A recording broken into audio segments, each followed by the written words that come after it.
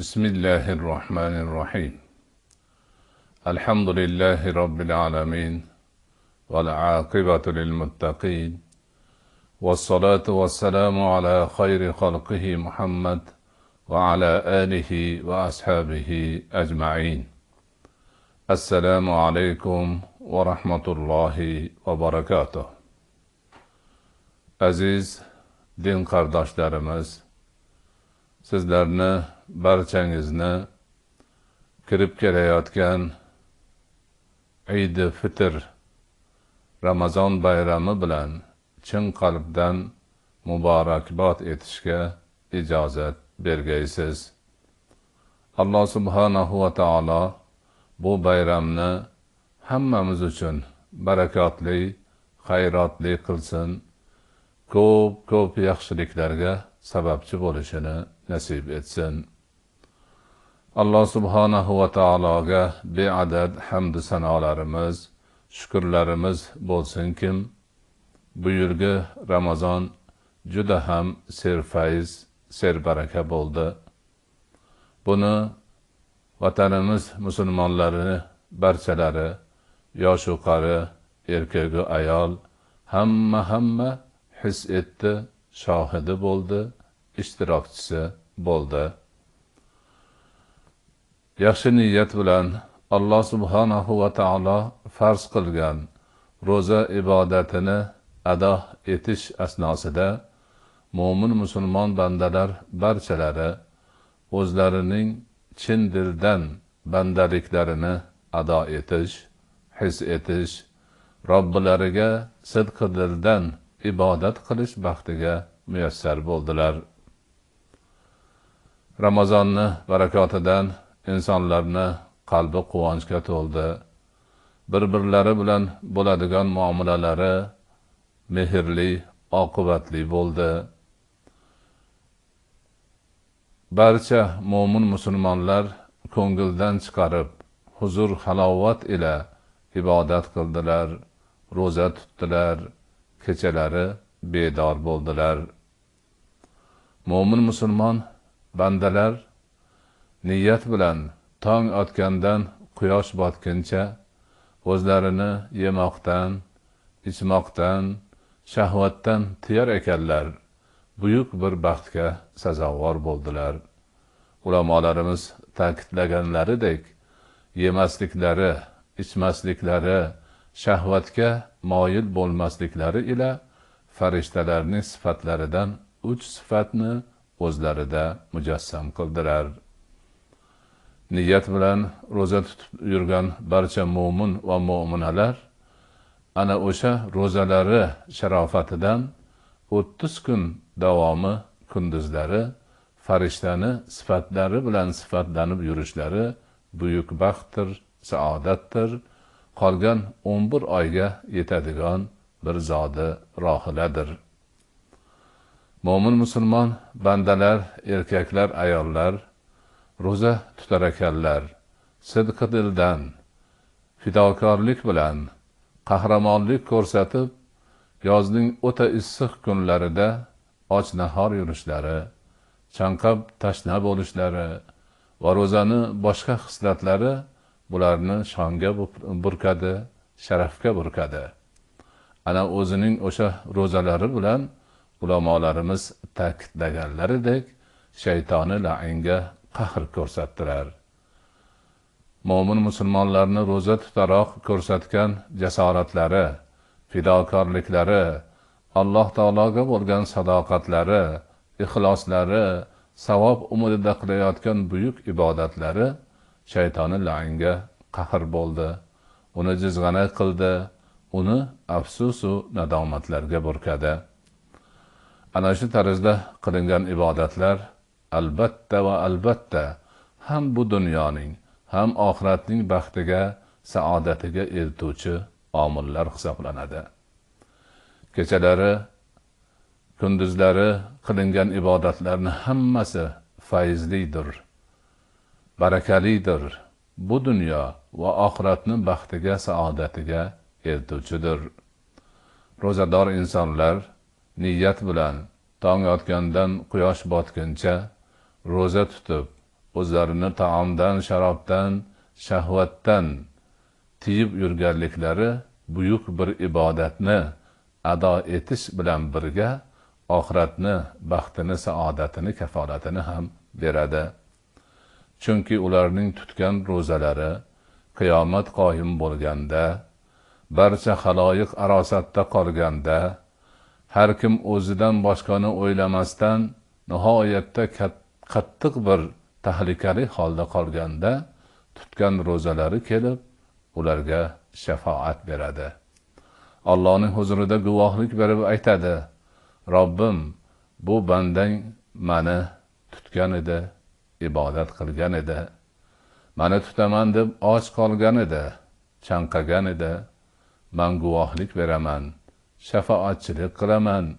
Sen bu bandani afu qilgin, jannatga kiritgin, deydi. Va Alloh taolo o'sha ro'za ibodatini uni tutuvchi mo'min musulmonga shafoatchiligini qabul qilib, jannatga kiritishga amr qiladi. Va tutgan ro'zasi bandani qo'lidan tutib, Rayyon deb atalmish alohida eshikdan jannatga olib kiradi. Ro'zador insonlar kunduzlarini ro'za tutib o'tkazishlari bilan birga muborak Ramazon oyining kechalarini bedorlik bilan, ibodat bilan o'tkazdilar. Tarovih namozlarini, qo'shimcha nafl namozlarini o'qidilar. Tilovati Qur'onni ko'paytirdilar. Ana o'sha bedorlik, tarovih namozlarida qilingan xatmi Qur'on, o'qilgan tilovati Qur'onlar hammasi bu dunyo va oxiratning baxtiga, saodatiga sababchi bo'ladi. Bu dunyoda ana o'sha qilgan ibodatni barakoti insonni o'ziga, oilasiga, jamiyatiga urib turadi. Qur'on barakati, bedorlik ibodati barakati doimo o'zini ko'rsatib turadi. Qiyomatda esa Qur'oni Karim ham xuddi ro'zaga o'xshab o'zini o'quvchisiga shafoatchilik qiladi. Allohning huzurida Robbim, bu bandang mani tilovat qilgan edi. Tilovat qilaman deb uyqudan qolgan edi, bedor bo'lgan edi, avora bo'lgan edi. Men guvohlik beraman, bu bandangni gunohidan kechirgin, jannatga kiritgin, deydi. Ana Alloh subhanahu va taolo Qur'oni Karimni shafoatini qabul qilib, mazkur bandani gunohini kechiradi, jannatga kiritishga amr qiladi va Qur'oni Karim uni qo'lidan yetaklab jannatga kiritadi.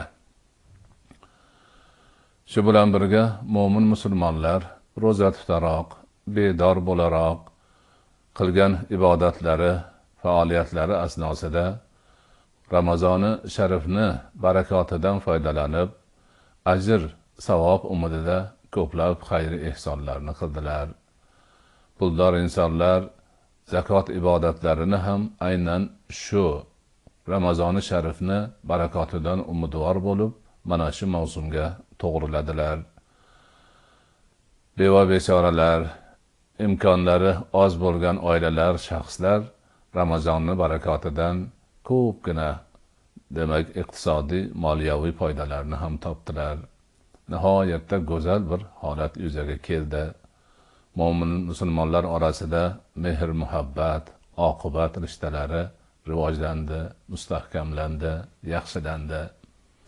Imkoni borlar imkoni ozlardan xabar oldi, mehr ko'rsatdi, shafqat ko'rsatdi, yordam berdi. Mana shularning hammasi musulmon ummatining birligi, hamdardligi, o'zaro hamkorligi kabi muhim omillarga turtki bo'ldi, quvvat bo'ldi, kuch bo'ldi.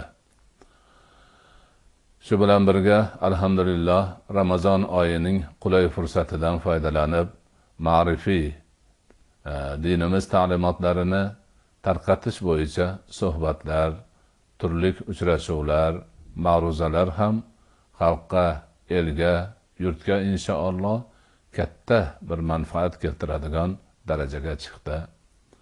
Chunki ma'rifiy narsalar, dinimizni o'rganish ma'nosidagi harakatlar, bilimimizni ziyoda bo'lishi albatta hammamizning katta baxtimiz, xayrimiz, barakamizdir. Mana shu hammasi Allohning ne'mati bo'lgan narsalar uchun Allohga qancha hamd aytsak, sano aytsak, shukr qilsak, shuncha oz. Mana bu mavsum ko'zlangandek bo'lib o'tib, Allohning yordamida, Allohning osonlashtirishda juda katta manfaatlarga ega bo'lishimizga nasib etdi. Mana endi Ramazoni muborakni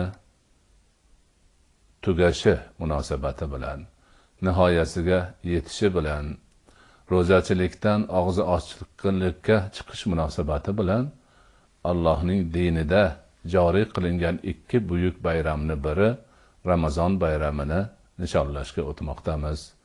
Alloh taolo bu bayramni hammamiz uchun muborak qilsin, xayrli qilsin va buni ham shariatda ko'rsatilganidek ko'tarinki ruhda, ibodatda, shukurda, bir-birimizga yaxshilik qilishda, ezgulik, xayr barakada bardavom bo'lish ila o'tkazishimizni nasib qilsin. Bunga o'xshash kunlarni, bayramlarni boshimizga barakali o'laroq qayta kelishini va biz o'sha bayramlarga erishib, baxtimiz, saodatimiz ziyoda bo'lishini Alloh subhanahu va taolo o'zi ta'minlagan bo'lsin. Alloh bayramni butun dunyoga, butun musulmonlar olamiga, xususan bizi vatanimizdagi mo'min musulmonlarga, hammamizga barakotli qilsin, xayrotli qilsin, ajr savobini ko'paytirsin, doimo qayta bayramlarga erishishimizda o'zi yordamchi bo'lsin. Yana bir bor siz azizlarning barchalaringizni muborak Ramazon bayrami bilan qutlayman. Hammalaringizga sog'lik, salomatlik, tinchlik, omonlik, xususan iymon salomatligi, e'tiqod musaffoligi, ibodat samaradorligi, Alloh taoloning roziligini topib, u zotga qurbat hosil qilish, bu dunyo va oxiratni baxtiga, saodatiga sazovor bo'lishni Alloh taolodan so'rab barcha uchun duolar qilib qolaman. Yana bir bor barchangizni bu ulug' bayram bilan qutlayman. Alloh taolo bu bayramni hammamiz uchun yaxshilik, ezgulik, xayr, baraka, o'zining roziligini topish mavsumi qilsin. Vassalomu alaykum va rahmatullohi va barakatuh.